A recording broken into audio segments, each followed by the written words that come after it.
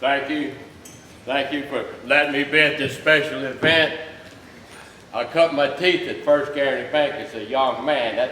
I graduated University of Southern Mississippi in Hattiesburg.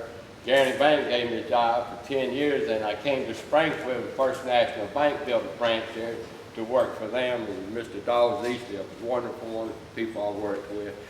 The older I get, the more I want to reminisce. I'm going to tell you where we were, where we are, and where I think we might be going. When I first became mayor of Killian, it was a town of about 700 or 800 people. The town was busted. Its outstanding debt was greater than what my funds were going to be for that fiscal year.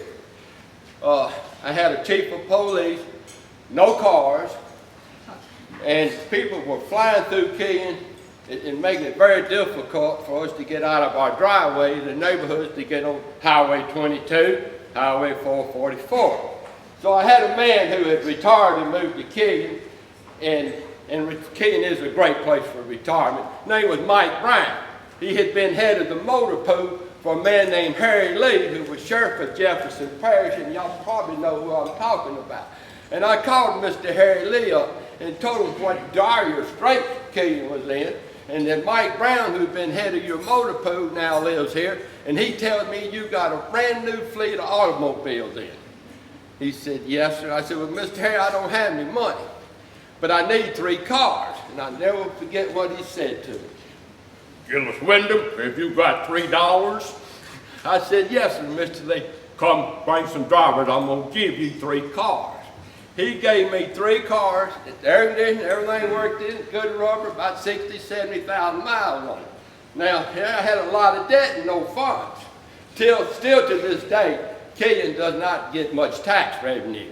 We do not have a sales tax, never have, never will probably.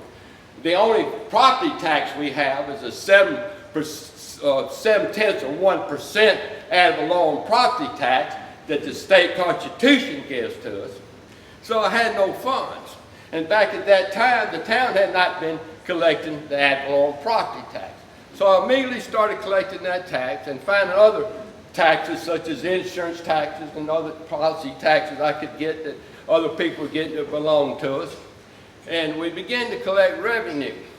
In the process of collecting that revenue, we knew that we had to get a water well because the Department of Health had already told me, got one water well serving about 100 residents. It's not treated water, and we fixing to shut it down. So I went to see Mr. Fagan, who was head of the health department back in 1991, and I asked Merle, I said, Merle, I've got an engineer, said he thinks he can get me a rural development block grant to drill a water well. Now y'all know how grants work. You've got to have a lot of people with less than moderate income to begin with to have a good chance of getting a grant. So I was able to have neighborhoods that did not have water, but had lower than medium income. We got a grant big enough, drill a well, put in a tank battery, and put in a bunch of lines.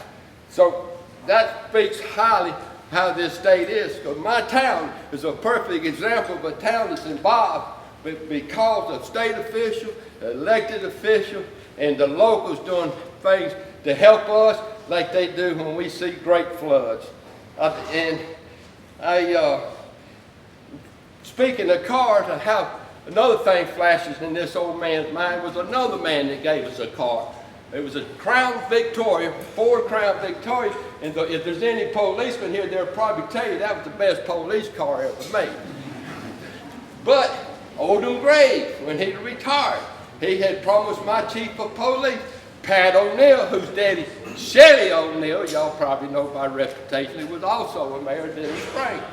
But they owned a lot of property they had developed. Well, Oldham Graves gave my chief of police, Crown Victoria, 40-some thousand miles, a beautiful green car, and we were so happy. Now I had to pay some debt. And I had to slow people down, make them start respecting us. Well, we got respect. I told them, give them 10 miles over the speed limit. If they're going greater than that, write them a ticket. Well, for the next 3 years, I was among the top 5 in the state for speed traps. But we paid off all the debt. got to be open-minded in Killian. Killian's like no other place I've ever lived. The Tickfaw River may be the most recreational river in the state. It borders me on two sides. You can go anywhere in the world by water by going down Tickfaw River, Lake Maurepas, Lake Pontchartrain, Gulf of Mexico. We've got people that own second homes in Killian, live as far as the Gulf Coast of New Orleans, and travel by boat to those second homes. I think Killian might have some of the most expensive property also in this area, because that water property on the river years and years ago was selling for $100,000 for a lot, just a lot.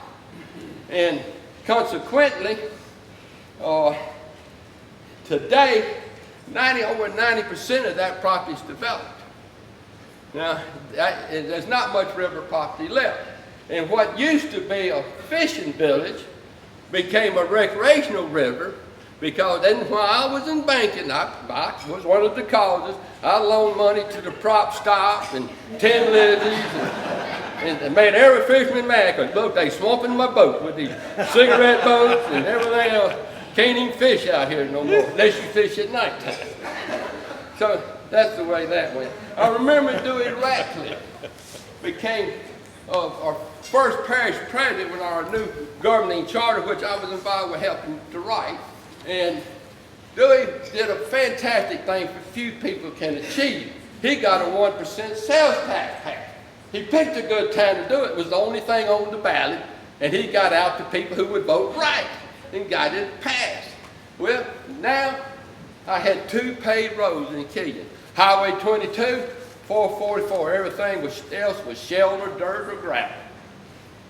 Dewey was very good to us for putting our roads on the be paved list. I can proudly say every road in Killian that Killian owns, it became a paved road.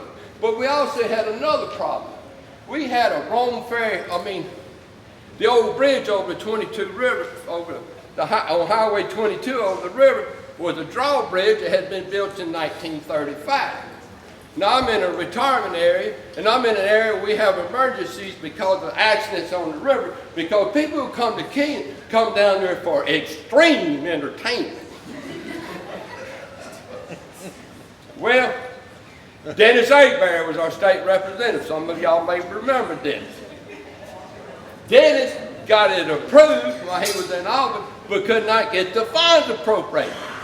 Tank Powell came along, got the funds appropriated, and now we got a beautiful, and y'all seen a big, beautiful bridge over, and boats can come through without having to open a bridge now, which changed a lot.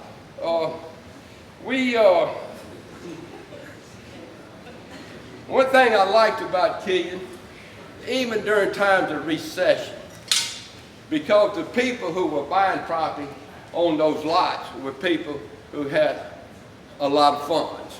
And even during times of recession, all that river property always held its value. It would even increase in value. It never decreased in value. But today, with most of it being gone, I ponder, well, where would the next development start happening in Killian? Well, you see what's happened to the timber industry. 40% of the land in Killian was owned by timber companies. You have 3 classifications, as y'all know: village, which is less than 1,000 people; town, which is less from 1,000 to 5,000; and then a city. Well, we were a village when I first got elected, but in 2000, we became a town. So, knowing that, we, as a town, got a different classification, kind of got on the map. Now we got backup water system, we've got the well and everything in place, and we see timberland now for sale. Time, Mr. Gillis, time. Time's up? Do y'all want me to sit down? I got one last thing to say. If you want to be a judge, Killian's the town honey hole. But Bill Dyke and Brian Akers were both town attorneys.